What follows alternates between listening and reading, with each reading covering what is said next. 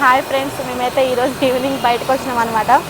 అంటే స్నాక్స్ లాగా పునుగులైనా ఎగ్ బజ్జీ అయినా తీసుకుందామని వచ్చినాం. అయితే మేము ఇక్కడ లొకేషన్ చూస్తే అన్నయ్య వాళ్ళ దగ్గర బాగుంటుంది అనమాట. అసలు చాలా చాలా ఎంత బాగుంటుంది అంటే టేస్టీగా సూపర్ ఉంటుంది. అన్న మన దగ్గర ఏమేమి ఉంటాయన్నమాట, ఏమేమి ఉంటాయి మన దగ్గర?